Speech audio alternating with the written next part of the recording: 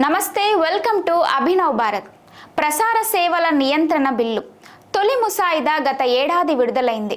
ప్రధానంగా ఓటీటీ వేదికలు, ప్రసార సంస్థలను ఉద్దేశించి రూపొందించిన ఈ బిల్లు అప్పట్లోనే సంచలనం సృష్టించింది. అంతలోనే లోక్సభ ఎన్నికలు రావడంతో ఈ అంశం తాత్కాలికంగా తెరుమరుగైంది. ఎన్నికలు ముగిసి మోదీ మూడోసారి ప్రధానిగా బాధ్యతలు చేపట్టిన నేపథ్యంలో తాజాగా మరోసారి ఈ బిల్లు చర్చనీయాంశమైంది. యూట్యూబర్లపై ఆంక్షలు విధించేందుకు కేంద్రం సిద్ధమవుతోందని, ఇందుకోసం ప్రత్యేకమైన బిల్లును తెచ్చేందుకు ఏర్పాట్లు చేసుకుంటుందని తెలుస్తుంది. ఇలా ఆంక్షలు చేస్తే అది వాక్ స్వాతంత్రంపై దాడేనని కొంతమంది వాదిస్తుండగా, ప్రజాస్వామ్యానికి మంచిది కాదని మరికొంతమంది అంటున్నారు. కానీ సోషల్ మీడియాకు ఎలాంటి ఆంక్షలు లేని ఫలితంగా ఎదురవుతున్న దుష్పరిణామాలు చూస్తే ఖచ్చితంగా రూల్స్ అండ్ రెగ్యులేషన్స్ ఉండాలని ఎక్కువ మంది కోరుకుంటున్నారు. యూట్యూబ్ ఓపెన్ చేస్తే థంబ్నెయిల్స్ ఎలా ఉంటాయో ప్రత్యేకంగా చెప్పాల్సిన పని లేదు.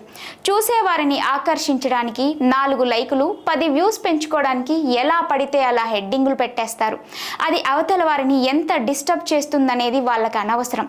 పోనీ ఏంటో చూద్దామని క్లిక్ చేస్తే ఆ శీర్షికకు, అందులో సమాచారానికి ఏమాత్రం సంబంధం ఉండదు.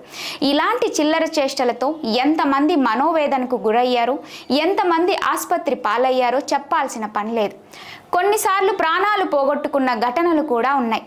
ఇక కొంతమంది అయితే బతికి ఉన్నాం మహాప్రభు అని ప్రెస్ మీట్లు పెట్టి చెప్పుకోవాల్సిన పరిస్థితి. యూట్యూబ్లో 90% ఇలాంటి చెత్తే ఉంటుందనేది నిర్విధాంశం. మామూలుగా ఒక టీవీ ఛానల్ పెట్టాలంటే 1,00,000 అనుమతులు తీసుకోవాలి. కానీ యూట్యూబ్ పెట్టుకోవాలంటే ఒక మెయిల్ ఉంటే చాలు, అది ఫేక్ అయినా పర్లేదు.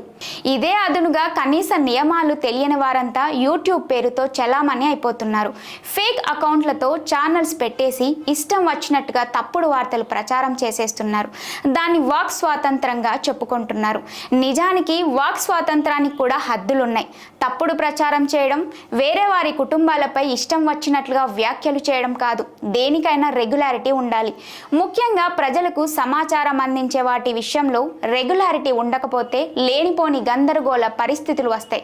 ప్రభుత్వాలను విమర్శించే వారిని కట్టడి చేయడానికే ఇలాంటి చట్టాలు తీసుకువస్తే నిర్మోహమాటంగా వ్యతిరేకించాల్సిందే. కానీ సమాజాన్ని కలుషితం చేసేవారిని కంట్రోల్ చేయాలని నిజాయితీగా ఈ చట్టాన్ని తీసుకొస్తుంటే మాత్రం అటువంటి ఆంక్షల్ని మాత్రం స్వాగతించాల్సి ఉంటుంది. అయితే యూట్యూబర్లు, సోషల్ మీడియా ఇన్ఫ్లుయెన్సర్లు, చిన్నపాటి బృందాలతో ఆన్లైన్ వార్తా సంస్థలు నడుపుతున్న వాళ్ళు ఈ నిబంధనలతో తమ పని కొనసాగించలేని పరిస్థితి ఎదురవుతున్న ఆందోళన వ్యక్తం చేస్తున్నారు. ప్రభుత్వ విధానాలను విమర్శించేవారు, ప్రజలకు వాస్తవాలను తెలియజేసే వారికి గడ్డు పరిస్థితులు ఎదురవుతాయన్న వాదనలు వినిపిస్తున్నాయి. ప్రజాస్వామ్యంలో అసమ్మతి కీలకమైన అంశమని, దానిని వినిపిస్తున్న కొంతమంది యూట్యూబర్లు స్వతంత్ర జర్నలిస్టులే లక్ష్యంగా ఈ బిల్లు తెస్తున్నారనేది ప్రతిపక్షాలు ఆరోపిస్తున్నారు. భారీ మీడియా కంపెనీలను, యూట్యూబర్లను ఒకే ఘాటున కట్టేస్తూ ఆంక్షలు విధించడం సరైనది కాదు అన్న విమర్శ వినిపిస్తోంది. నాయకులారా, మీ పనితనం మీ అధినాయకులకు తెలియజేయాలనుకుంటున్నారు. ప్రజలారా, మీ సమస్యలను మీ నాయకులకు తెలియజేయాలనుకుంటున్నారు. ప్రజా సమస్యల పరిష్కార వేదిక మీ అభినవ్ భారత్.